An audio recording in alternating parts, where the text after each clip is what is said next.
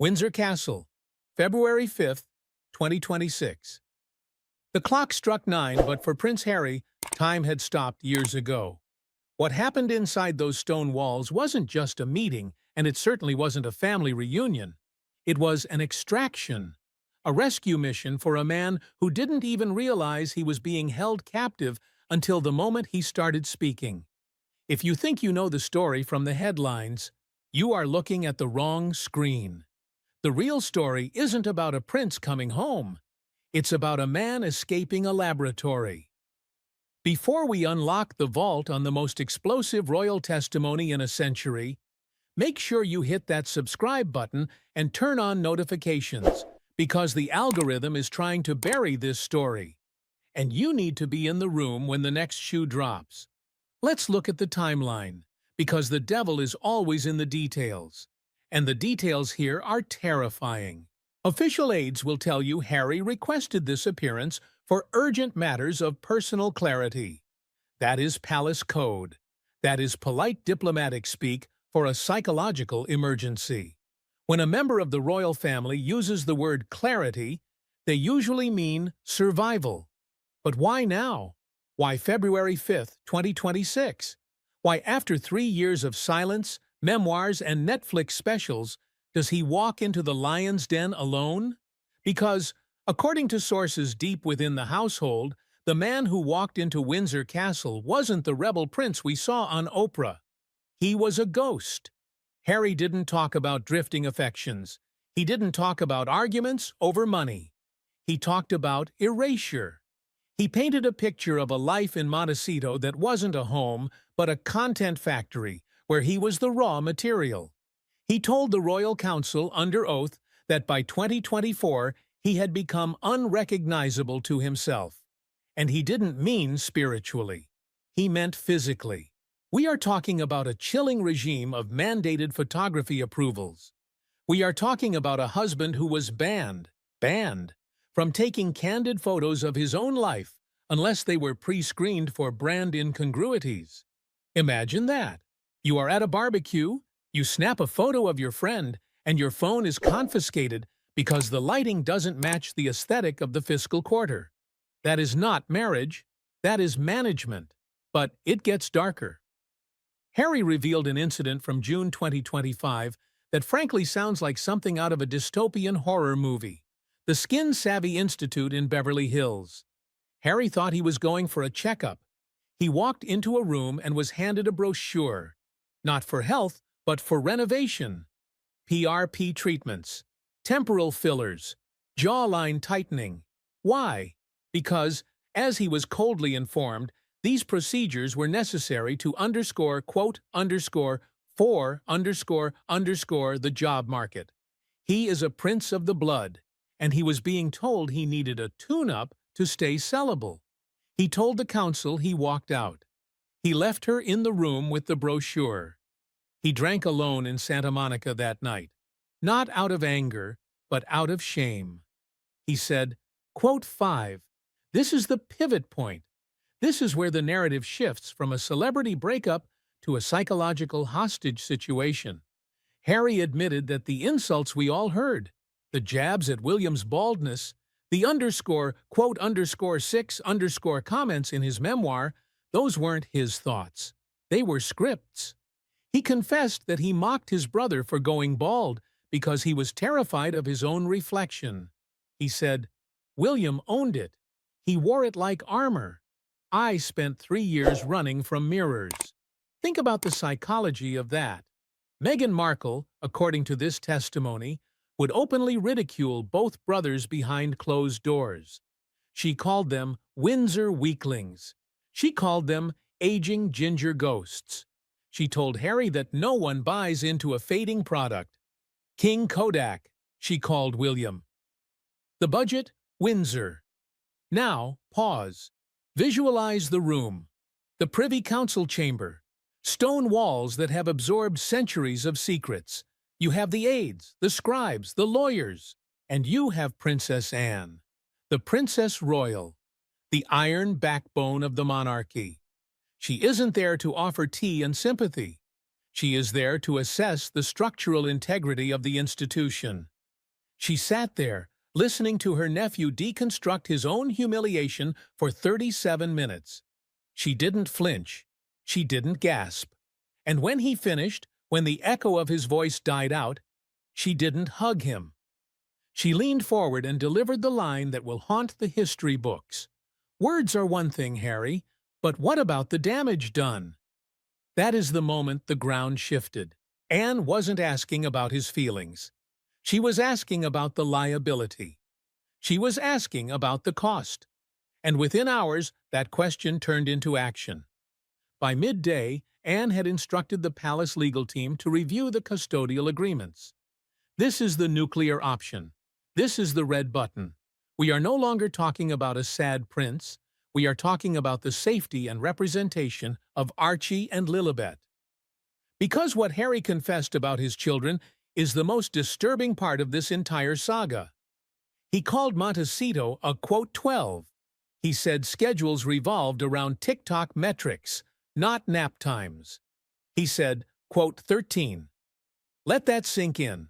A father, standing before the crown, admitting that his children are being used as props in a marketing strategy. He hasn't held Lilibet since October. October. Video calls are rescheduled. They are timed to conflict with naps. Archie is asking why his father is always inside a rectangle on a screen. This isn't just a custody dispute. This is an allegation of parental alienation on a global scale. And here is where the, quote, 14 comes into play. You've never heard of it? That's by design. It's a framework from 2021, a dormant set of protocols for managing the exit. Buried in there is Clause 14, quote, 15. It grants the Crown the right to initiate welfare reviews for royal children residing abroad if there is suspected exploitation. Anne didn't just read the clause. She reactivated it. She ordered a compliance review. She wants to know why the children were pulled out of school on January 18th without explanation. She wants to know why a routine well-being check was cancelled. The palace isn't playing defense anymore. They are playing offense. Princess Catherine, Kate, the peacekeeper, the mother, she submitted a private memorandum. She suggested a neutral temporary guardian. She suggested Lady Louise or Duchess Sophie. This is a masterful chess move. It's not an attack, it's an offer of safety. It frames the palace as the protector of the children, and Meghan as the obstacle to their well-being. Catherine wrote, quote, 16. That is a direct strike at the heart of the Sussex brand. Meanwhile, what is happening in California? Silence, but not the peaceful kind. The kind that comes before a hurricane. Sources say Meghan was blindsided. She didn't know he was leaving until the security team checked into Heathrow. Imagine the scene in Montecito. The phone calls, 37 of them, going unanswered. The Cartier trinket box smashed. The staffer who resigned saying she was tactile with every flaw. Meghan Markle is losing control of the narrative, and for a control freak, that is a fate worse than death. Her response? A cryptic Instagram story at 2 a.m., a manicured hand, a copy of The Feminine Mystique, and the caption, "Don't perform for an audience that doesn't clap." It's defiant, it's arrogant, and it's completely tone-deaf to the reality that her audience isn't just not clapping, they are walking out. Netflix is freezing projects. Brand partners for the Dubai summit are pulling out. The _20_ docuseries is on indefinite hold. Why? Because you cannot sell female empowerment when your husband is sobbing in a castle about being emotionally stripped for parts. You cannot be the face of resilience when the man you supposedly saved is begging his family to rescue him from you. The brand is radioactive. But let's go back to Windsor. The resolution. February 7th, the Royal Council puts a piece of paper on the table. It is an ultimatum wrapped in parchment. Harry can come back. He can have a home. He can have protection. But he cannot have a voice. No duties, no representations, no interviews, no memoirs. He has to sign a reaffirmation of the Windsor Accord, severing all commercial exploitation of his lineage. In essence, you can be Harry the son, Harry the brother, but you can never again be Harry the product. And he signed it. He didn't call a lawyer. He didn't negotiate. He added one handwritten line. Quote 21. That is the sound of a man who is done fighting, a man who has looked at the empty promise of Hollywood celebrity and realized it cost him his soul. He visited the Queen's grave alone. He whispered something to the stone. He looked weightless, processed.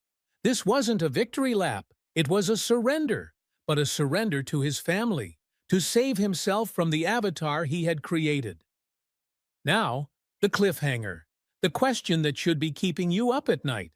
What does Meghan do next? She has filed a preemptive jurisdiction claim in California. She is arguing that UK protocols don't apply.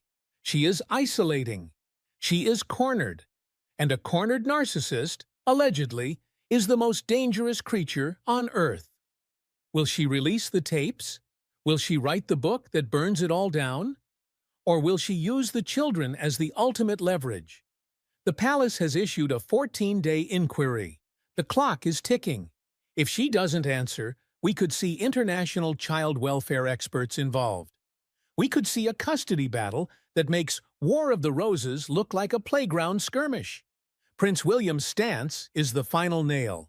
He approved the resolution, but he hasn't opened his arms. Quote 23. He demands a public apology to the staff. He demands a renunciation of the brand. He is drawing a line in the sand that says, "You are my brother, but I am the crown, and the crown does not forget." So here we are. The stage is set. The players are in position. Harry is silent in a cottage. Meghan is plotting in a fortress. And the children are somewhere behind a velvet curtain, waiting for the adults to decide who owns their future. This isn't over. This is just the end of the beginning. The institution has held the line. But can it survive the counterattack? What do you think? Is Harry truly free, or has he just swapped one cage for another? Is Meghan about to launch the nuclear option? And most importantly, where are Archie and Lilibet? Drop your theories in the comments below because I read every single one of them. This story is evolving by the hour, and you do not want to miss the next update. Hit subscribe, hit the bell, and stay tuned. The Crown is no longer applauding, but the world is watching.